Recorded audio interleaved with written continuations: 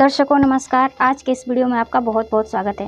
दोस्तों, आज के इस वीडियो के माध्यम से हम जानेंगे कि सृष्टि रचना कैसे हुई है, जो कि केवल सतगुरु ही बताते हैं और किसी के पास वो ज्ञान है ही नहीं। जैसा कि हम विष्णु पुराण में जानते थे कि विष्णु जी सबसे बड़े हैं, शिव पुराण में जानते थे कि शिव जी सबसे बड़े हैं। तो आज के इस वीडियो में जो भी ज्ञान है वो सतगुरु के बताए हुए अनुसार है। तो चलिए बिना देरी के वीडियो शुरू करते हैं। वीडियो को शुरू करने से पहले हमारा आपसे अनुरोध है कि वीडियो को पूरा देखना और चैनल को सब्सक्राइब नहीं किया हो तो सब्सक्राइब जरूर कर लेना, क्योंकि इस चैनल पर परमात्मा के ज्ञान से रिलेटेड वीडियो आते रहते हैं। तो चलिए बिना देरी के वीडियो शुरू करते हैं। सबसे पहले सत्पुरुष अकेले थे, कोई रचना नहीं थी।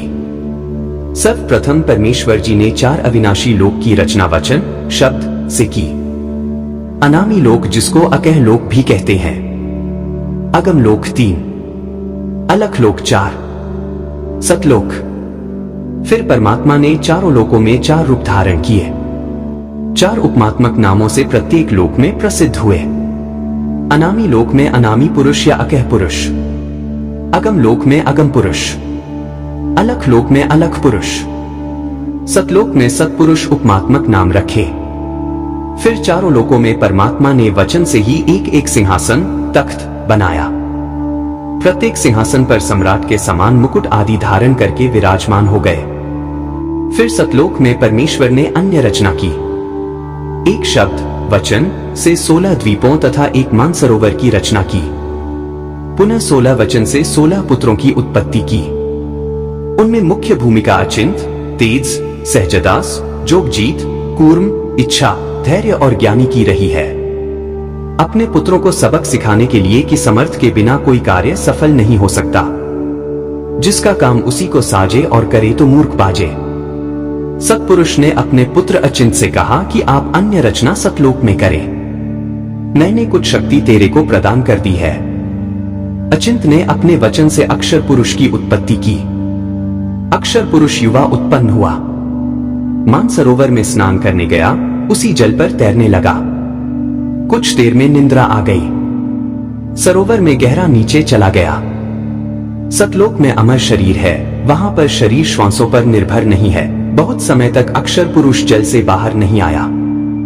अचिंत आगे सृष्टि नहीं कर सका। तब सतपुरुष परम अक्षर पुरुष ने मानसरोवर पर जाकर कुछ जल अपनी चुल्लू हाथ में लिया। उसका एक विशाल अंडा वचन से बनाया तथा एक आत्मा वचन से उत्पन्न करके अंडे में प्रवेश की और अंडे को जल में छोड़ दिया। जल में अंडा नीचे जाने लगा तो उसकी गड़गड़ाहट के शोर से अक्षर पुरुष की निंद्रा भंग हो गई। अक्षर पुरुष ने क्रोध से देखा कि किसने मुझे जगा दिया। क्रोध उस अंडे पर गिरा तो अंडा फूट गया। उसमें से एक युवा तेजोमय व्यक्ति निकला। उसका नाम क्षर पुरुष रखा। आगे चलकर यही काल कहलाया। सतपुरुष ने दोनों से कहा कि आप जल से बाहर आओ। अक्षर पुरुष, तुम निंद्रा में थे, तेरे को नींद से उठाने के लिए यह सब किया है। अक्षर पुरुष और क्षर पुरुष से सतपुरुष ने कहा कि आप दोनों अचिंत के लोक में रहो। कुछ समय के पश्चात क्षर पुरुष, जिसे ज्योति निरंजन काल भी कहते हैं, ने मन में विचार किया कि हम 3 तो एक लोक में रह रहे हैं, मेरे अन्य भाई एक एक द्वीप में रह रहे हैं। यह विचार कर उसने अलग द्वीप प्राप्त करने के लिए तप प्रारंभ किया। इससे पहले सतपुरुष जी ने अपने पुत्र अचिंत से कहा कि आप सृष्टि रचना नहीं कर सकते। मैंने तुम्हें यह शिक्षा देने के लिए ही आपसे कहा कि अन्य रचना कर, परंतु अचिंत आप तो अक्षर पुरुष को भी नहीं उठा सके। अब आगे कोई भी यह कोशिश न करना। सर्व रचना मैं अपनी शब्द शक्ति से रचूंगा। सतपुरुष जी ने सतलोक में असंख्यों लोक रचे तथा प्रत्येक में अपने वचन शब्द से अन्य आत्माओं की उत्पत्ति की। ये सब लोग सतपुरुष के सिंहासन के इर्द गिर्द थे। इनमें केवल नरहंस, सतलोक में मनुष्यों को हंस कहते हैं, ही रहते हैं और उनको परमेश्वर ने शक्ति दे रखी है कि वे अपना परिवार नरहंस वचन से उत्पन्न कर सकते हैं। वे केवल 2 पुत्र ही उत्पन्न कर सकते हैं। क्षर पुरुष ज्योति निरंजन ने तप करना शुरू किया। उसने 70 युग तक तप किया। सतपुरुष जी ने क्षर पुरुष से पूछा कि आप तप किस लिए कर रहे हो। क्षर पुरुष ने कहा कि यह स्थान मेरे लिए कम है, मुझे अलग स्थान चाहिए। परमेश्वर सतपुरुष जी ने उसे 70 युग के तप के प्रतिफल में 21 ब्रह्मांड दे दिए जो सतलोक के बाहरी क्षेत्र में थे, जैसे 21 प्लाट मिल गए हों। ज्योति निरंजन अक्षर पुरुष ने विचार किया कि इन ब्रह्मांडों में कुछ रचना भी होनी चाहिए। उसके लिए फिर 70 युग तक तप किया। फिर सतपुरुष जी ने पूछा कि अब क्या चाहता है। अक्षर पुरुष ने कहा कि सृष्टि रचना की सामग्री देने की कृपा करे। सतपुरुष जी ने उसको 5 तत्व जल, पृथ्वी, अग्नि, वायु तथा आकाश तथा 3 गुण रजगुण, सतगुण तथा तमगुण दे दिए तथा कहा कि इनसे अपनी रचना कर। अक्षर पुरुष ने तीसरी बार फिर तप प्रारंभ किया। जब 64-66 युग तप करते हो गए तो सत्य पुरुष जी ने पूछा कि आप और क्या चाहते हैं। अक्षर पुरुष ज्योति निरंजन ने कहा कि मुझे कुछ आत्मा दे दो, मेरा अकेले का दिल नहीं लग रहा। अक्षर पुरुष को आत्मा ऐसे मिली। हम काल के लोक में कैसे आए? जिस समय अक्षर पुरुष ज्योति निरंजन एक पैर पर खड़ा होकर तप कर रहा था, तब हम सभी आत्माएं इस अक्षर पुरुष पर आकर्षित हो गए।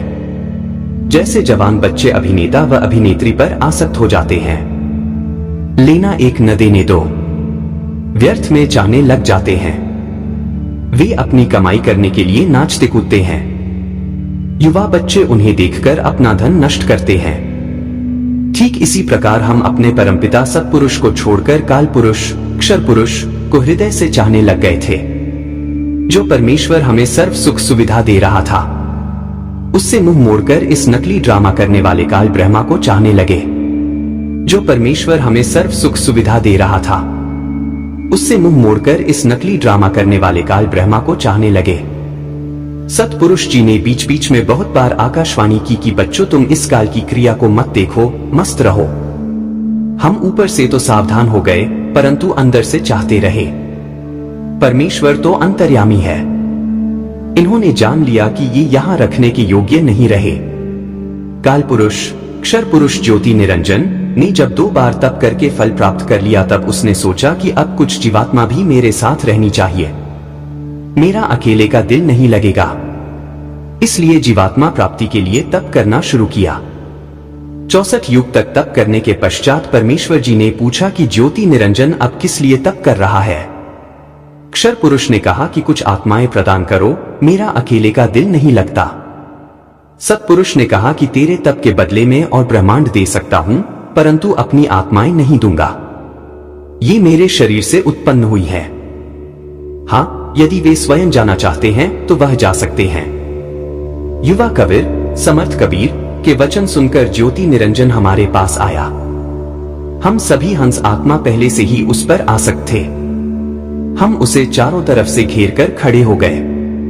ज्योति निरंजन ने कहा कि मैंने पिताजी से अलग 21 ब्रह्मांड प्राप्त किए हैं। वहां नाना प्रकार के रमणीय स्थल बनाए हैं। क्या आप मेरे साथ चलोगे? हम सभी हंसों ने, जो आज 21 ब्रह्मांडों में परेशान हैं, कहा कि हम तैयार हैं।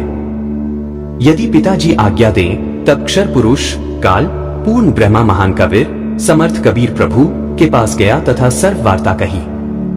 तब कबीर अग्नि कबीर परमेश्वर ने कहा कि मेरे सामने स्वीकृति देने वाले को आज्ञा दूंगा। अक्षर पुरुष तथा परम अक्षर पुरुष कबीर इमतौजा दोनों हम सभी हंसात्माओं के पास आए। सत कबीर देव ने कहा कि जो हंसात्मा ब्रह्मा के साथ जाना चाहता है, हाथ ऊपर करके स्वीकृति दे। अपने पिता के सामने किसी की हिम्मत नहीं हुई, किसी ने स्वीकृति नहीं दी। बहुत समय तक सन्नाटा छाया रहा। तत्पश्चात एक हंस आत्मा ने साहस किया तथा कहा कि पिताजी मैं जाना चाहता हूं। फिर तो उसकी देखा देखी, जो आजकल ब्रह्मा के 21 ब्रह्मांडों में फंसी हैं, हम सभी आत्माओं ने स्वीकृति दे दी।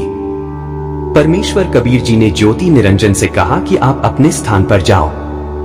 जिन्होंने तेरे साथ जाने की स्वीकृति दी है, मैं उन सर्व हंस आत्माओं को आपके पास भेज दूंगा। ज्योति निरंजन अपने 21 ब्रह्मांडों में चला गया। उस समय तक यह 21 ब्रह्मांड सतलोक में ही थे।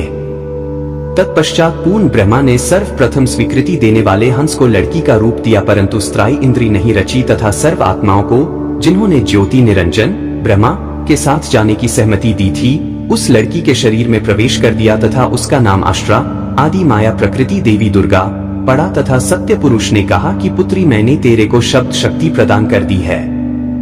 जितने जीव ब्रह्मा कहे आप उत्पन्न कर देना। पूर्ण ब्रह्मा करविदेव कबीर साहब ने अपने पुत्र सहजदास के द्वारा प्रकृति को क्षर पुरुष के पास भिजवा दिया।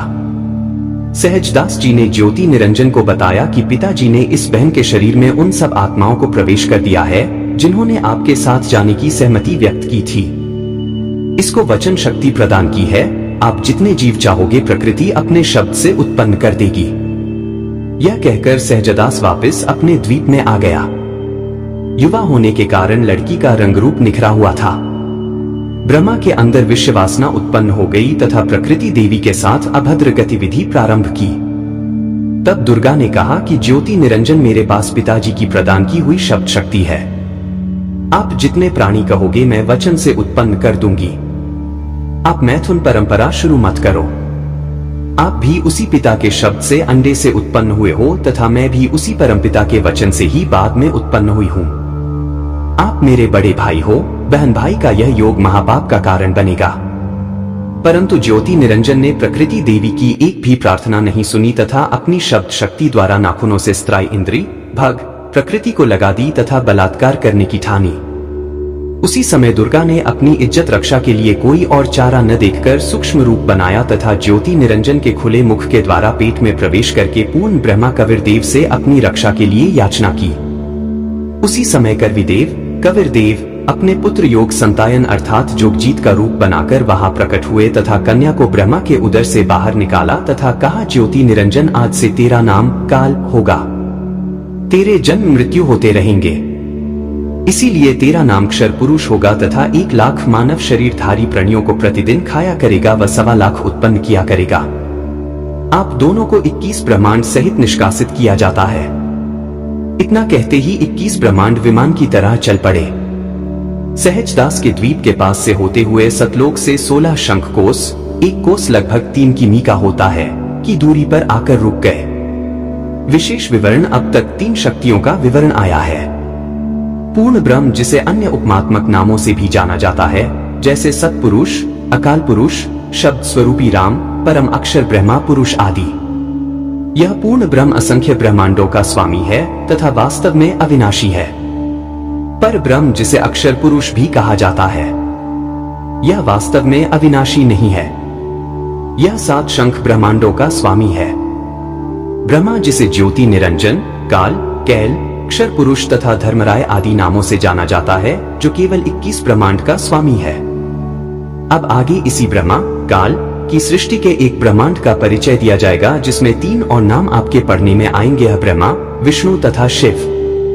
ब्रह्मा तथा ब्रह्मा में भेद। एक ब्रह्मांड में बने सर्वोपरि स्थान पर ब्रह्मा, अक्षर पुरुष, स्वयं 3 गुप्त स्थानों की रचना करके ब्रह्मा, विष्णु तथा शिव रूप में रहता है तथा अपनी पत्नी प्रकृति, दुर्गा के सहयोग से 3 पुत्रों की उत्पत्ति करता है। उनके नाम भी ब्रह्मा, विष्णु तथा शिव ही रखता है। जो ब्रह्मा का पुत्र ब्रह्मा है, वह एक ब्रह्मांड में केवल 3 लोकों, पृथ्वी लोक, स्वर्ग लोक तथा पाताल लोक में एक रजोगुण विभाग का मंत्री स्वामी है। इसे त्रिलोकीय ब्रह्मा कहा है तथा ब्रह्मा जो ब्रह्मलोक में ब्रह्मा रूप में रहता है, उसे महाब्रह्मा व ब्रह्मलोकीय ब्रह्मा कहा है। इसी ब्रह्मा काल को सदाशिव, महाशिव, महाविष्णु भी कहा है। श्री विष्णु पुराण में प्रमाण चतुर्थ अंश अध्याय 1 पृष्ठ 230 से 231 पर श्री ब्रह्मा जी ने कहा, जिस अजन्मा सर्वमय विधाता परमेश्वर का आदि, मध्य, अंत, स्वरूप, स्वभाव और सार हम नहीं जान पाते। श्लोक 83। जो मेरा रूप धारण कर संसार की रचना करता है, स्थिति के समय जो पुरुष रूप है तथा जो रुद्र रूप से विश्व का ग्रास कर जाता है, अनंत रूप से संपूर्ण जगत को धारण करता है। श्लोक 86।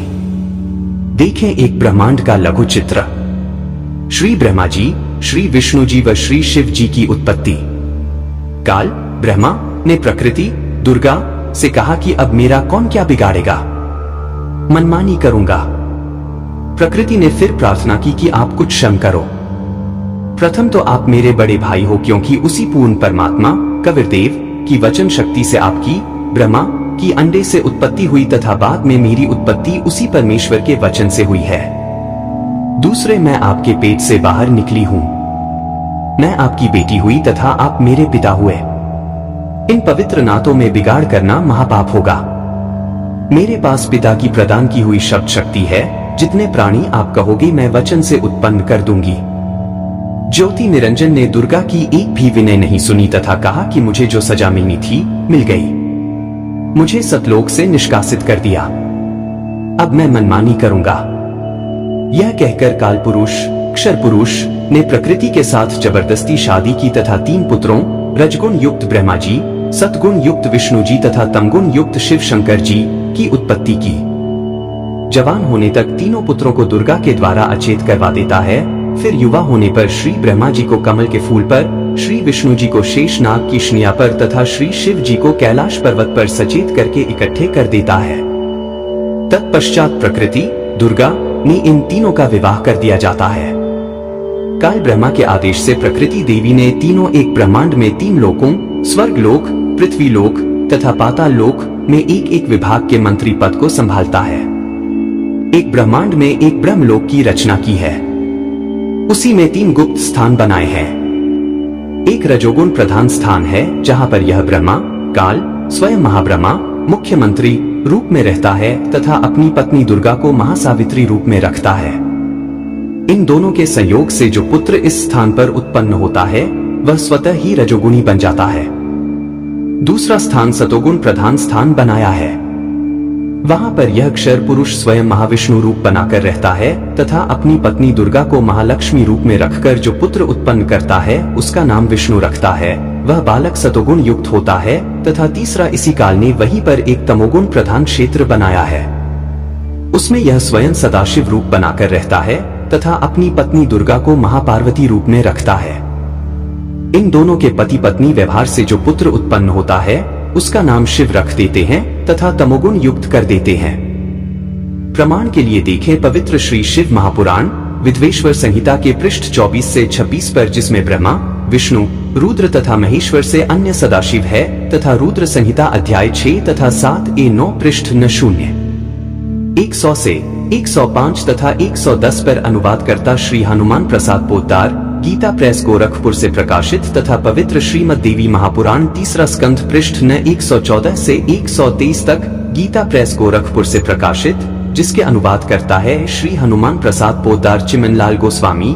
फिर इन्हीं को धोखे में रखकर काल ब्रह्मा अपने खाने के लिए जीवों की उत्पत्ति श्री ब्रह्मा जी द्वारा तथा स्थिति एक दूसरे को मोहमता में रखकर काल जाल में रखना श्री विष्णु जी से तथा सहार, क्योंकि काल पुरुष को शापवश 1 लाख मानव शरीरधारी प्राणियों के सूक्ष्म शरीर से मैल निकालकर खाना होता है। उसके लिए 21वें ब्रह्मांड में एक तप्तशिला है जो स्वतः गर्म रहती है, उस पर गर्म करके मैल पिघलाकर खाता है। जीव मरते नहीं परंतु कष्ट असहनीय होता है। फिर प्राणियों को कर्म आधार पर अन्य शरीर प्रदान करता है, श्री शिव जी द्वारा करवाता है। जैसे किसी मकान में 3 कमरे बने हों, एक कमरे में अश्लील चित्र लगे हों, उस कमरे में जाते ही मन में वैसे ही मलिन विचार उत्पन्न हो जाते हैं। दूसरे कमरे में साधु संतों भक्तों के चित्र लगे हों तो मन में अच्छे विचार प्रभु का चिंतन ही बना रहता है। तीसरे कमरे में देशभक्तों व शहीदों के चित्र लगे हों तो मन में वैसे ही जोशीले विचार उत्पन्न हो जाते हैं। ठीक इसी प्रकार ब्रह्मा काल ने अपनी सूझबूझ से उपरोक्त 3 गुण प्रधान स्थानों की रचना की हुई है। वीडियो पसंद आया हो तो वीडियो को लाइक कर दीजिए, चैनल को सब्सक्राइब नहीं किया हो तो सब्सक्राइब कर लीजिए और वीडियो के बारे में कमेंट बॉक्स में अपना राय अवश्य दीजिए। वीडियो को पूरा देखने के लिए धन्यवाद।